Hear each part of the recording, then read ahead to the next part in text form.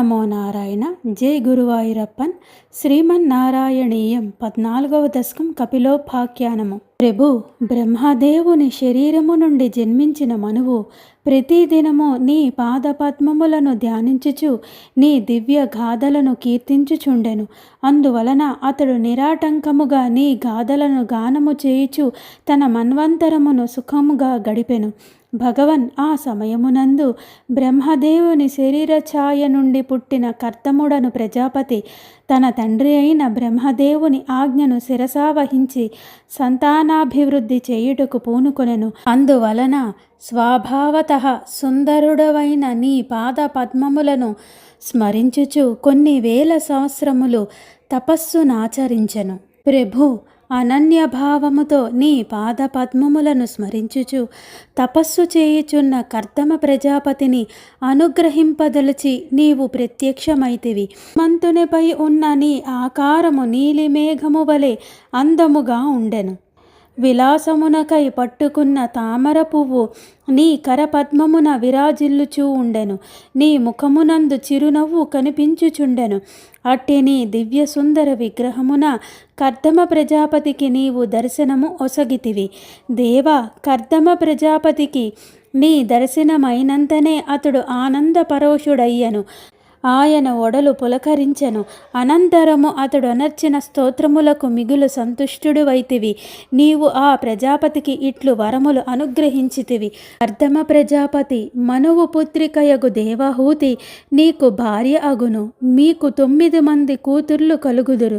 నేనే స్వయముగా కపిలుడు అను పేరుతో దంపతులకు పుత్రుడనై అవతరించదను. నీవు ఈ తనువు చాలించిన పిమ్మట వైకుంఠమునకు చేరుదువు అని వరము ప్రసాదించిన పిమ్మట నీవు అంతర్ధానమైతివి.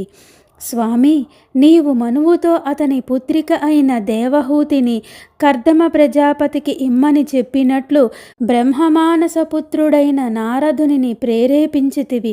అతడు మనువుతో భగవంతుడి ఆజ్ఞను తెలిపెను. అందులకు మనువు సంతోషించి తన భార్య అయిన శతరూపను గుణవతి అయిన తన కూతురగు దేవహూతిని వెంటబెట్టుకొని కర్దమముని ఆశ్రమునకు పోయెను. అప్పుడా కర్దమ మహాముని కూడా శ్రీమన్నారాయణుని వరముననుసరించి యొక్క రాకకై ఎదురు చూస్తూ ఉండెను. మనువు దేవహూతిని తనకిచ్చి వివాహము చేసినందువలన కర్దమ ప్రజాపతి చాలా సంతోషించెను.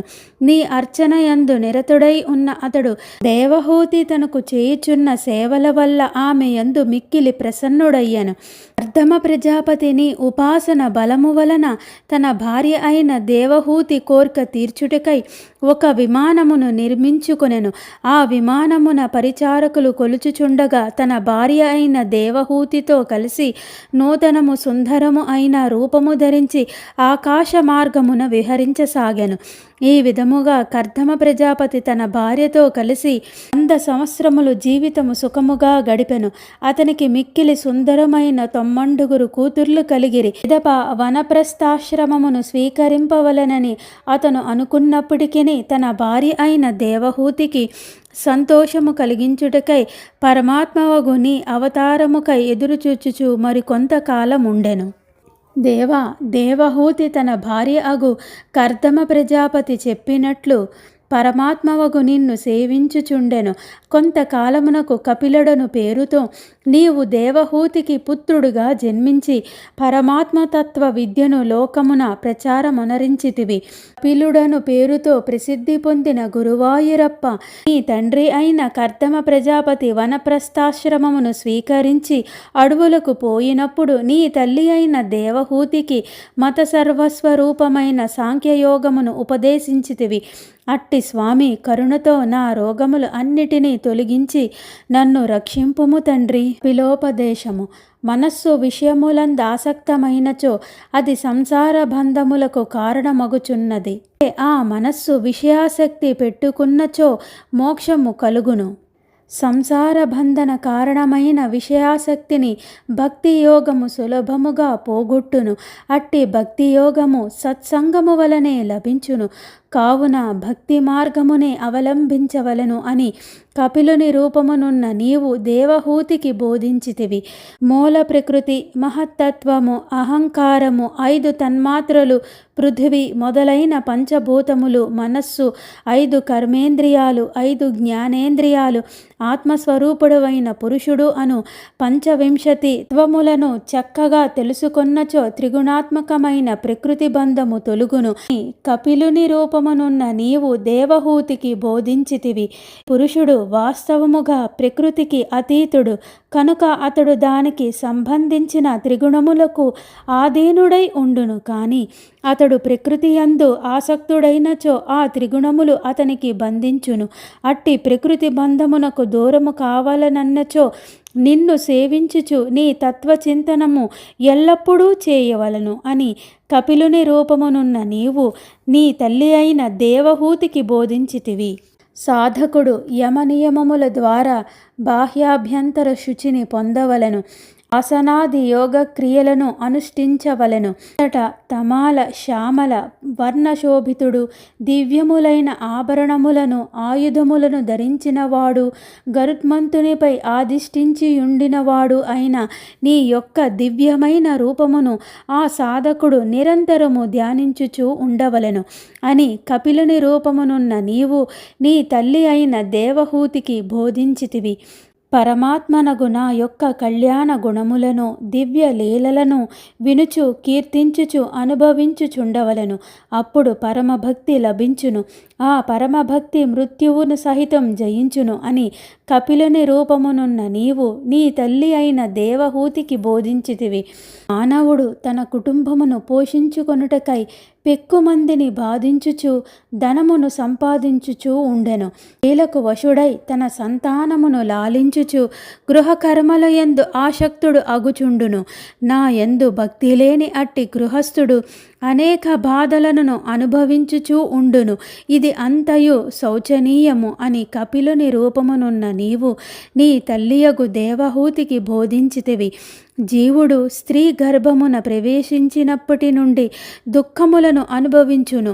తాను పుట్టుకకు ముందు పరమాత్మ కరుణ వలన జ్ఞానము కలిగినను భూమి మీద పడగానే ఆ జ్ఞానము అంతరించును. అతని బాల్యమంతయు అనేక బాధలతో గడిచిపోవును.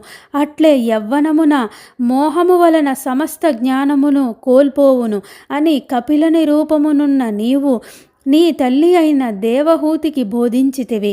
పితృదేవతలను ఇతర దేవతలను నియమనిష్టలచే పూజించుచు ధార్మిక జీవనము గడుపు గృహస్థుడు దక్షిణాయన మార్గమున స్వర్గాది ఊర్ధ్వలోకములకు పోయి కర్మభోగములను అనుభవించి తిరిగి జన్మలెత్తుచూ ఉండును. కానీ నీ యందు భక్తి కలిగి కోరికలు లేని నిష్కాముడు ఉత్తరాయణ మార్గమున పోయి మోక్షమును పొందును అని కపిలుని రూపమునున్న నీవు తల్లియగు దేవహూతికి బోధించితివి. ఈ విధముగా నీవు నీ తల్లి అయిన దేవహూతికి సాంఖ్యయోగమును బోధించినందువలన ఆమె జ్ఞానవంతురాలై నిన్ను అనేక విధములుగా స్తుతించినది. అప్పుడు నీవు ఆమెను అనుగ్రహించి యోగి సంఘములు సేవించుచుండగా వారితో కూడా వెళ్ళిపోయితివి.